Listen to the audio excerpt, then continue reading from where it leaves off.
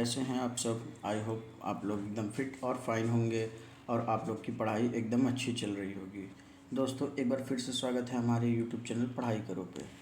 दोस्तों इसमें हम लोग ज्योग्राफी का सेशन कर रहे हैं। इस नए सेशन में आप सभी का स्वागत है। इसमें हम लोग देखेंगे ओशन, कॉन्टिनेंट्स और उनके इकोलॉजी और इन्वायरमेंट पे क्या इफ़ेक्ट पड़ता है, ये हम लोग देखेंगे। ठीक है दोस्तों, आइए हम लोग सेशन को शुरू करते हैं। तो आज का टॉपिक क्या है? Ocean and continents. ठीक, महासागर और उपमहाद्वीप। इसमें हम लोग देखेंगे overview of 7 continent and the surrounding major ocean, और उसके आसपास के महत्वपूर्ण महासागरों के बारे में हम लोग देखेंगे। तो आइए सेशन को स्टार्ट करते हैं। इसमें हम लोग और क्या क्या चीज़ें देखेंगे, जैसे कि एक तो हो गया 7 कॉन्टिनेंट्स के बारे में, मेजर ओशंस के बारे में, और ओशन एंड कॉन्टिनेंट्स का इंटर रिलेशनशिप देखेंगे, हमारे इन्वायरमेंट में क्या पड़ता है। ठीक, और वीडियो के एंड में आपको कुछ चीज़ें क्लियर हो जाएंगी, जैसे कि 7 कॉन्टिनेंट्स के नेम क्लियर हो जाएंगे, 5 मेजर ओशन, 5 महाद्वीप महासागर जो हैं उनके बारे में पता चल जाएगा, और कॉन्टिनेंट्स और ओशन के मैप आपको याद हो जाएंगे। और सबसे लास्ट चीज़ और सबसे मेन कि effect of surrounding body of water to land mass, ज़मीन और समुद्र के बीच में क्या रिलेशन है और उनसे हमारे इन्वायरमेंट पे और एक दूसरे के इकोसिस्टम में क्या इफ़ेक्ट पड़ता है, एक दूसरे के इकोसिस्टम में, वो हम लोग देखेंगे। ठीक, तो सेशन को शुरू करते हैं। पहले हम लोग जानते हैं कॉन्टिनेंट क्या होता है और ओशन क्या होता है। तो अगर हम बात करें कॉन्टिनेंट की, तो large continuous mass of land, it also include discrete inland surrounding it. बहुत बड़ा मतलब बड़ा ज़मीन का टुकड़ा, मास ऑफ लैंड, जो कि उसके आसपास और भी छोटे छोटे ज़मीन के टुकड़े डिस्क्रीट फॉर्म में उससे जुड़े हों, तो उसको हम लोग कॉन्टिनेंट बोलते हैं। और वहीं अगर बात करें हम लोग ओशन की, तो a large body of salt water, a large body of salt water surrounding continental and marshes। पानी का बहुत बड़ा गुबार या बहुत बड़ा एरिया जहाँ पे पानी हो और वो किसी ज़मीन, किसी सराउंडिंग कॉन्टिनेंट लैंड मास के इर्द गिर्द फैला हो, तो उसे हम लोग ओशन कहते हैं। जैसे ये हमारा, ये जैसे एक ज़मीन का टुकड़ा है, ठीक, जैसे ये लैंड है, ये लैंड है। तो अब अगर हम इसमें देखेंगे, और ये जो है हमारा आसपास, ये जो है हमारा आसपास वाटर है, ठीक, वाटर। तो अगर डेफिनेशन से देखेंगे तो सराउंडिंग क्या, लैंड मास के सराउंडिंग में जो होगा सॉल्ट वाटर, खारा पानी, उसको हम लोग ओशन कहेंगे। तो ये लैंड मास के अराउंड में जैसे ये सब चीज़ें हैं, तो ये सब ओशन कहलाएगी। और ये लैंड मास के अंदर जो है उसको कॉन्टिनेंट बोलेंगे। ठीक है दोस्तों, ये क्लियर हो गया। अभी मैप के मदद से देखेंगे तो और अच्छे से क्लियर हो जाएगा। देखते हैं, अब बात करते हैं कॉन्टिनेंट। कॉन्टिनेंट कितने हैं हमारे पास? तो वर्ल्ड में मिल्की वे गैलेक्सी के अर्थ पे, जो अर्थ प्लैनेट है, उसमें 7 कॉन्टिनेंट्स है दोस्तों, 7 कॉन्टिनेंट। ठीक, 7 कॉन्टिनेंट है, लेकिन लाइफ एग्जिस्ट जो करती है वो सिर्फ और सिर्फ 5 कॉन्टिनेंट, 6 कॉन्टिनेंट पे करती है। अंटार्कटिका पे कोई लाइफ एग्जिस्ट नहीं करता है। अब 7 कॉन्टिनेंट्स के नाम देख लेते हैं। North America, south America, Antarctica, Africa, Australia, Asia और यूरोप। ये कॉन्टिनेंट्स के नाम है, 7 कॉन्टिनेंट्स हैं हमारे पास। ठीक है दोस्तों, एक बार फिर से नाम देख लीजिए। North America, south America, Antarctica, Europe, Asia, Africa और ऑस्ट्रेलिया। ठीक, 7 कॉन्टिनेंट्स है। और इन कॉन्टिनेंट में सबसे इम्पॉर्टेंट जो चीज़ है अंटार्कटिका। अंटार्कटिका पे लाइफ एग्जिस्ट नहीं करती है, सिर्फ रिसर्च सेंटर्स हैं अलग अलग कंट्री के, जैसे इंडिया की गंगोत्री है और यमुनोत्री, ये सब रिसर्च सेंटर के नाम हैं जो कि यहाँ पे अंटार्कटिका पे है। अब बात करते हैं हम लोग कॉन्टिनेंट्स के अकॉर्डिंग टू एरिया। अगर एरिया वाइज देखेंगे, किसके वाइज? तो एरिया वाइज देखेंगे तो सबसे पहले नंबर पे आएगा एशिया, जिसमें हम लोग रहते हैं। सेकंड नंबर पे आएगा अफ्रीका, थर्ड पे आएगा नॉर्थ अमेरिका, 4th पे आएगा साउथ अमेरिका, 6 पे आएगा अंटार्कटिका, और सॉरी दोस्तों 6 नहीं 5 पे आएगा अंटार्कटिका, 6 पे आएगा यूरोप, और 7 पे आएगा ऑस्ट्रेलिया।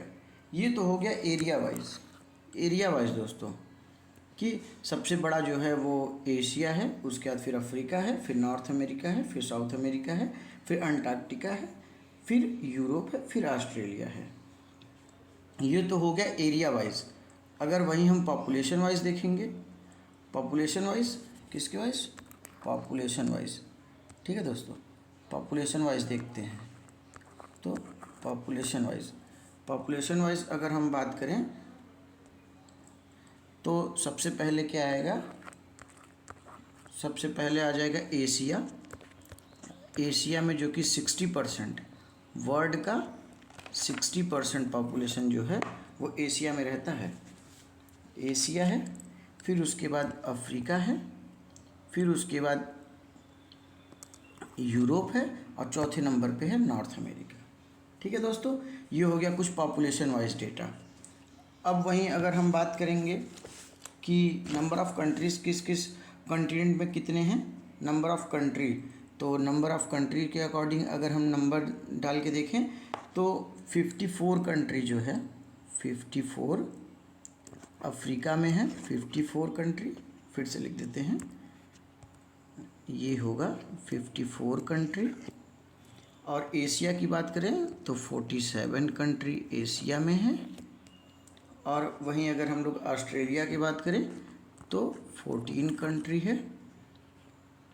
और यूरोप की बात करें तो 43 कंट्री है। और नॉर्थ अमेरिका की बात करें तो 23 कंट्री है। नॉर्थ अमेरिका में क्या है, 23 कंट्री है।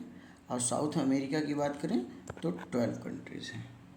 ठीक है दोस्तों, तो ये तो होगा नंबर ऑफ़ कंट्रीज़, किस किस कंट्रीन में कितने कंट्री हैं। एक बार ध्यान से सुन लीजिए, सबसे ज़्यादा अफ्रीका में है, कलर चेंज करके आपको बता दे रहे हैं, सबसे ज़्यादा अफ्रीका में है, 54 कंट्री हैं, 54। दूसरे नंबर पे है एशिया जिसमें 47 कंट्रीज़ हैं, ठीक। तीसरे नंबर पे हमारा आता है यूरोप जिसमें 43 कंट्री हैं, 43 कंट्रीज़। अगर वहीं हम बात करें चौथे नंबर की तो नॉर्थ अमेरिका आता है जिसमें 23 कंट्रीज़ हैं। उसके बाद आता है ऑस्ट्रेलिया जिसको 14 कंट्रीज़ हैं, और साउथ अमेरिका जिसमें 12 कंट्रीज़ हैं, ठीक। तो अगर इसके अकॉर्डिंग हम देखें तो सबसे पहले नंबर पे according to number of countries के हिसाब से, किससे, नंबर ऑफ़ कंट्रीज़ के हिसाब से, नंबर ऑफ़ कंट्रीज़ के हिसाब से देखेंगे तो सबसे पहले आता है अफ्रीका, फिर उसके बाद आता है एशिया, फिर उसके बाद आता है यूरोप, फिर उसके बाद आता है नॉर्थ अमेरिका, फिर उसके बाद आता है ऑस्ट्रेलिया, फिर उसके बाद आता है साउथ अमेरिका। ठीक है दोस्तों, तो इसको याद रखिएगा कि अगर हम नंबर ऑफ़ कंट्रीज़ के अकॉर्डिंग देखेंगे तो वो सबसे पहले अफ्रीका, फिर एशिया, फिर यूरोप, फिर नॉर्थ अमेरिका, फिर ऑस्ट्रेलिया, फिर साउथ अमेरिका।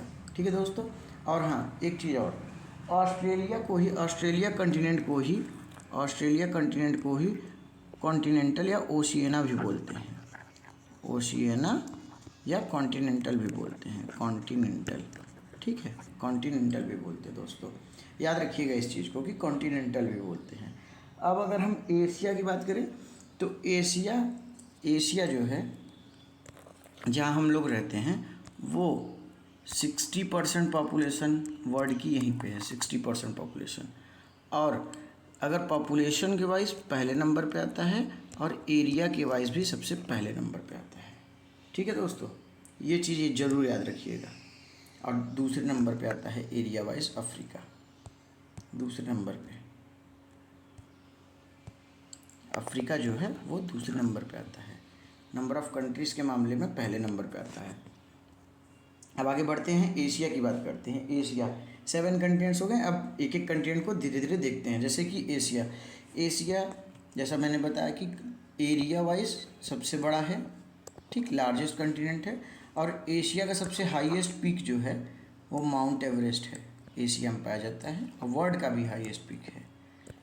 ठीक, तो ये जो है नेपाल में पाया जाता है। ठीक है दोस्तों, नेपाल में पाया जाता है। और अगर बात करें माउंट एवरेस्ट, तो माउंट एवरेस्ट जो है वो हिमालय का पार्ट है। किसका पार्ट है? हिमालय का पार्ट है। ये हो गया एशिया।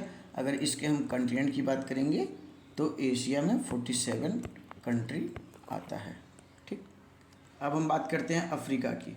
अफ्रीका में अगर हम नंबर ऑफ़ कंट्रीज़ की बात करेंगे तो अफ्रीका में 54 कंट्री आते हैं और it is the second largest continent in an area of 30.37 million kilometre square. Area wise देखेंगे तो ये सेकंड नंबर पे आता है और ये फर्स्ट नंबर पे आता है। ठीक है, और वर्ल्ड लार्जेस्ट हॉट डेजर्ट, विश्व का सबसे बड़ा गर्म डेजर्ट जो है, मरुस्थल जो है, Sahara. And world longest river Nile river. ठीक, नाइल रिवर अफ्रीका में पाया जाता है। ठीक है दोस्तों, ये याद रखिएगा कि विश्व का सबसे गर्म मरुस्थल जो है जिसका नाम है सहारा, वो एशिया में ही, अफ्रीका में पाया जाता है। और नील रिवर, सबसे लंबी रिवर भी अफ्रीका में ही पाई जाती है। अब बात करते हैं हम अपने तीसरे कंटिनेंट की, जो कि नॉर्थ अमेरिका है। अब अगर हम लोग नॉर्थ अमेरिका की बात करें तो it is the third largest continent. बड़े में अगर देखेंगे तो तीसरे नंबर पे आता है और पॉपुलेशन के हिसाब से चौथे नंबर पे आता है दोस्तों। ठीक, एरिया अकॉर्डिंग देखेंगे तो 24.71 मिलियन स्क्वायर किलोमीटर होता है। Some of the earth's youngest mountain, मतलब जो जैसे कि फोल्ड माउंटेन्स जो होते हैं और अरावली जैसे ओल्डेस्ट माउंटेन है, डेड माउंटेन है। हिमालय जो है लाइव माउंटेन है, जो डे बाय डे अपनी हाइट को इंक्रीज़ कर रहा है, अपने शेप को चेंज कर रहा है, तो उसको यंग माउंटेन बोलते हैं या लाइव माउंटेन बोलते हैं। तो यंग माउंटेन की रेंज में some of the earth's youngest mountain are found in the Cascade range in US. ठीक, यूनाइटेड स्टेट में, विच स्पैन ओवर 500 माइल्स। जो विश्व की सबसे यंगेस्ट माउंटेन जो है वो नॉर्थ अमेरिका कॉन्टिनेंट में ही पाई जाती है। ठीक, अब वहीं अगर हम बात करें साउथ अमेरिका की तो it is connected to North America through the isthmus of Panama. Isthmus of Panama मतलब समझ रहे हैं? अगर देखिए मैप में आपको हम बना के छोटा सा दिखाते हैं, जैसे कि ये है आपका नॉर्थ अमेरिका, ये है आपका नॉर्थ अमेरिका, और जो ये है ये आपका साउथ अमेरिका है। तो ये आपका साउथ अमेरिका है। तो इन दोनों को जो जोड़ने का काम करता है उसी को पनामा कैनाल कहते हैं। ठीक, पनामा नहर जिसको बोलते हैं। और पनामा कैनाल एक तरीके से देखेंगे तो पैसिफिक ओशन और अटलांटिक ओशन को भी ज्वाइन करता है। ठीक, ये मैप में आपको क्लियर हो जाएगा अभी। अब देखिए, एंडीज पर्वत जो है वो अर्थ का लॉन्गेस्ट टेरेस्ट्रियल माउंटेन रेंज है। टेरेस्ट्रियल मतलब एक कंटिनेंट या एक कंट्री से दूसरे कंट्री तक जो स्पैन करते हैं उसको टेरेस्ट्रियल माउंटेन बोलते हैं। तो ये एक कॉन्टिनेंट से दूसरे, एंडीज़ जो है, एंडीज़ माउंटेन जो है वो नॉर्थ अमेरिका और साउथ अमेरिका में फैला हुआ है, फाउंड इन द कॉन्टिनेंट। अब इसका मेन पार्ट जो है वो एंडीज़ माउंटेन का, वो इस ब्राज़ील से लेके इस पूरे एरिया में पाया जाता है। ठीक, एंडीज़ माउंटेन। अब वहीं हम अपना बात करते हैं अंटार्कटिका की। अंटार्कटिका कॉन्टिनेंट की बात करें तो it does not have any countries, इसके पास कोई एक कंट्री नहीं है, ये तो पीछे बता चुके हैं। कंटेन सेवरल रिसर्च लेबोरेटरी, यहाँ पर सिर्फ रिसर्च सेंटर हैं अलग अलग कंट्रीज़ के, ये भी मैंने आपको पीछे बता दिया था अंटार्कटिका में। It consider the windiest and driest place of earth, सबसे सूखी और सबसे हवादार जगह जो है वो अंटार्कटिका है। ठीक, अब वहीं हम बात करते हैं यूरोप की। It is the 6th largest continent with, अगर एरिया वाइज देखेंगे तो ये 6 नंबर पे आता है। 6th लार्जेस्ट कॉन्टिनेंट है जो कि 10.18 मिलियन किलोमीटर स्क्वायर में फैला हुआ है। और इसके 3 साइड से वाटर बॉडीज़ है। एक तरफ है अटलांटिक और मेडिटेरेनियन, ऊपर है आर्कटिक ओशन, और अगर पीछे साइड पे देखेंगे तो पैसिफिक ओशन है। ठीक है दोस्तों, अब बात करते हैं ऑस्ट्रेलिया की। ऑस्ट्रेलिया जो है स्मॉलेस्ट कॉन्टिनेंट है, 7वें नंबर पे आता है। ठीक, एरिया वाइज, जो कि एरिया बहुत कम है, 7.692 मिलियन किलोमीटर स्क्वायर में फैला है। और जो है it is the lowest, the flattest and one of the driest continent. सबसे सूखा और सबसे लोएस्ट, मतलब अगर स्लोप वाइज देखेंगे तो हाइट में सबसे लो डेप्थ पे जो है, लो सरफेस पे जो कंटिनेंट है वो ऑस्ट्रेलिया ही है। ठीक है दोस्त, अब आइए देखते हैं आगे मेजर ओशन के बारे में। Surrounding the continents are 5 major ocean. जो कंटिनेंट जो हैं आसपास से घिरे हुए हैं वो 5 मेजर ओशन से घिरे हुए हैं। अगर हम नाम की बात करें तो Pacific ocean, Indian ocean, Atlantic ocean और सदर्न ओशन और आर्कटिक ओशन। नंबरिंग की अगर बात करें तो Pacific ocean, Indian ocean, Atlantic ocean और आर्कटिक ओशन और सदर्न ओशन। ये अब आप पूछेंगे दोस्तों कि पैसिफिक ओशन यहाँ और यहाँ दोनों तरफ क्यों है? क्योंकि अर्थ हमारी गोल है, तो अगर ये ऐसे है, लेकिन ये हम लोग यहाँ से खोल के ऐसे जैसे काट के ऐसे लगा दें तो वो फिगर ये बताता है, तो ये हिस्सा आपस में ऐसे अगर सर्कुलेट करेंगे तो जुड़ जाएगा आपस में, तो इसलिए यहाँ 2 जगह दिख रहा है। इसमें आप लोग कन्फ्यूज़ मत होइएगा। ठीक, अब अगर हम बात करें कॉन्टिनेंट के आसपास तो देखिए नॉर्थ अमेरिका, साउथ अमेरिका के आसपास जो ओशन बहती है वो पैसिफिक ओशन है। और बात करें अगर अफ्रीका, यूरोप, नॉर्थ अमेरिका और साउथ अमेरिका के बीच में जो बहती है ओशन उसको अटलांटिक ओशन बोलते हैं। और एक बात, इन दोनों पैसिफिक ओशन और अटलांटिक ओशन को जो जोड़ने का काम करता है वहीं इसी को पनामा कैनाल भी बोला जाता है। Panama canal, Panama canal. ठीक है दोस्तों, और एक बहुत इम्पॉर्टेंट बात कि यहाँ पे एक्टिव वॉल्केनो इस ओशन में बहुत पाए जाते हैं, अटलांटिक ओशन के आसपास में यहाँ पे ये, तो इसीलिए इसको रिंग ऑफ फायर भी बोला जाता है। रिंग ऑफ फायर भी बोला जाता है दोस्तों। अब बात करते हैं इंडियन ओशन, तो आप लोग देख ही रहे हैं ये है इंडियन ओशन। अब धीरे धीरे एक एक चीज़ को पकड़ते हैं और उसको देखते हुए चलते हैं। पैसिफिक ओशन की अगर बात करें, ये आप लोग मैप याद रखिएगा, मैप कि ऑस्ट्रेलिया, एशिया और अफ्रीका कंटिनेंट के बीच में जो है वो इंडियन ओशन है, और ऑस्ट्रेलिया एशिया के बीच में पैसिफिक ओशन तो वहाँ से आ ही रहा है, आपको बता दिए। सबसे आर्कटिक ओशन में मेनली आइस बर्ग्स पाए जाते हैं, सबसे ज़्यादा आइस बर्ग्स जो हैं वो यहीं पे पाए जाते हैं। और अगर बात करें टाइटैनिक की, तो टाइटैनिक जो शिप डूबी थी वो यहाँ पे डूबी थी, यहाँ पे अटलांटिक ओशन में दोस्तों, याद रखिए ये चीज़ को। अब आइए एक एक करके देखते हैं और मैप के अकॉर्डिंग क्लियर करते हुए चलते हैं। और हाँ, एक बहुत इंपॉर्टेंट बात कि ओशन जो है वो बड़े वाटर मास को बोला जाता है। ओशन जो है वो बड़े वाटर मास को बोला जाता है। ठीक है दोस्तों, और इसमें कुछ कई जगह पे सी, ओशन ये सब भी हैं। क्यों? वो सब छोटे वाटर बॉडीज़ है इसलिए उसको सी बोला जाता है, बड़े वाटर बॉडीज़ को ओशन बोली जाती है। ये चीज़ को ध्यान रखिएगा। अब बात करते हैं पैसिफिक ओशन की, तो पैसिफिक ओशन जो है वो लार्जेस्ट ओशन है वर्ल्ड का, और डीपेस्ट पॉइंट इसकी जो है उसको चैलेंजर डीप बोला जाता है। ठीक, जो कि अर्थ का डीपेस्ट पॉइंट है। ठीक, चैलेंजर डीप अराउंड आप अगर बात करेंगे तो 11,000 मीटर के अराउंड में डीप है, या इससे थोड़ा सा ज़्यादा, अप्रॉक्स 11,000। अब वहीं हम बात करें अटलांटिक ओशन की, सबसे बड़ा पैसिफिक ओशन हो गया। अटलांटिक ओशन की बात करें तो second largest ocean, cover about 25% of earth surface. धरती की 25% लैंड एरिया या सरफेस एरिया को अटलांटिक ओशन कवर करता है, और it is the home of diverse amount of aquatic life and contain oil and gas. Atlantic ocean जो है वो ट्रेड रूट के लिए सबसे इम्पॉर्टेंट है दोस्तों, ट्रेड रूट के लिए। ठीक, व्यापार के लिए सबसे ज़्यादा शिप्स इसी ओशन में चलती है, और सबसे ज़्यादा एक्वेटिक डाइवर्सिटी, मतलब जो समुद्री जैव विविधता जो है, हिंदी में अगर बात करें तो समुद्री जैव विविधता, अटलांटिक ओशन में ही एक्वेटिक लाइफ या एक्वेटिक बायोडाइवर्सिटी सबसे ज़्यादा पाई जाती है, और ऑयल एंड नेचुरल गैस भी यहाँ पे है। ठीक, अब बात करते हैं इंडियन ओशन की, तो ये थर्ड लार्जेस्ट ओशन है, area bye 70 mile kilometre square में है, और वार्मेस्ट ओशन है बेसिन ऑन अर्थ। ठीक है, सबसे गर्म खाड़ी वाला समुद्र अगर कोई है, महासागर है, तो वो है इंडियन ओशन। ठीक, अब बात करते हैं सदर्न ओशन की, सदर्न ओशन क्या है? सराउंड्स अंटार्कटिका, अंटार्कटिका कंटिनेंट को आपस में घिरा हुआ है, उसी चारों तरफ से दबाया हुआ है। ठीक। District ocean due to presence of Antarctic circumpolar current, यहाँ पे पोलर करंट्स बहती है, इसलिए ये बहुत ठंडा रहता है दोस्तों। कौन सी करंट बहती है? तो याद रखिएगा ACC, अंटार्कटिक सरकम पोलर करंट्स। ठीक।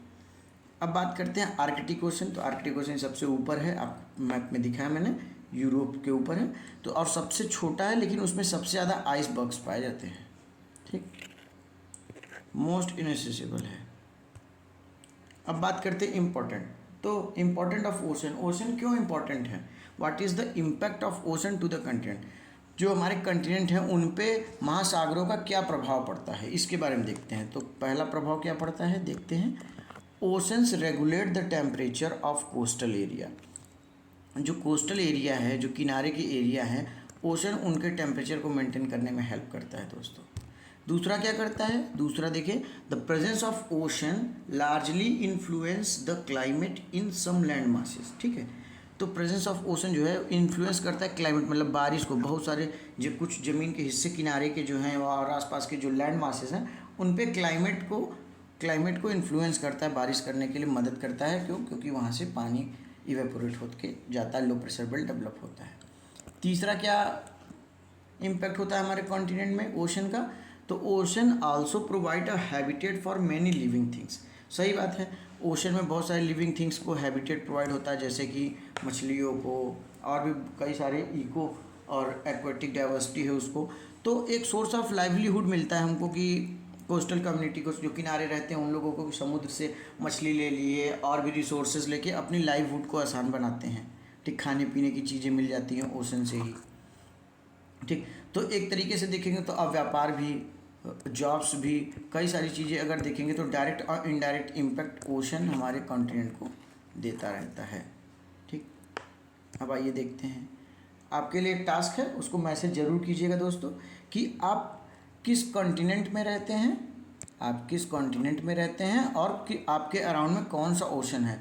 इसको हमें जल्दी से कमेंट करके बताइएगा दोस्तों कि आप किस कॉन्टिनेंट और कौन से ओशन के अराउंड में रहते हैं। ठीक, अब समरी की बात करते हैं। तो हमारे पास 7 कॉन्टिनेंट्स हैं और 5 ओशन हैं। 7 कॉन्टिनेंट्स की अगर बात करें तो एरिया वाइज देखते हैं। तो सबसे पहले आता है एशिया, फिर आता है अफ्रीका, फिर आता है नॉर्थ अमेरिका, फिर आता है साउथ अमेरिका, फिर आता है अंटार्कटिका, फिर आता है यूरोप, फिर आता है ऑस्ट्रेलिया। अब ओशन की बात करें तो Pacific ocean, Atlantic ocean, Indian ocean, Arctic ocean and southern ocean, ये हमारे 5 ओशंस हो गए दोस्तों। तो आई होप आपको ये बात आज क्लियर हो गई होगी और मैप में अब आपको देखते ही याद आ जाएगा कि कौन सा ओशन कहाँ पे है और उसके अराउंड में कौन सा कॉन्टिनेंट है। तो अब व्हाट्स नेक्स्ट क्या है? तो इसमें अब आप लोग देखेंगे डिस्टिंक्ट कैरेक्टर आप लोगों ने देखा, सराउंडिंग देखा, लाइवलीहुड देखा। ठीक, कि हमारे कम्युनिटी पे क्या इफेक्ट पड़ता है, कोस्टल कम्युनिटी को क्या इफेक्ट पड़ता है, सोर्स ऑफ लाइबिलिटी क्या होती है, ओशन की वजह से क्लाइमेट पे क्या इन्फ्लुएंस पड़ता है, ये सब दोस्तों आज आपने सीखा। अगर वीडियो अच्छी लगी हो तो हमारे चैनल को लाइक सब्सक्राइब जरूर कीजिएगा और भी ऐसे ही वनडे एग्ज़ाम के लिए थ्योरी और क्वेश्चन प्रैक्टिस के लिए हमारे चैनल को ज़रूर फॉलो करें। और ये है हमारे चैनल की आईडी, आप डायरेक्ट भी जा सकते हैं। सब्सक्राइब करना ना भूलें। ठीक दोस्तों, थैंक यू।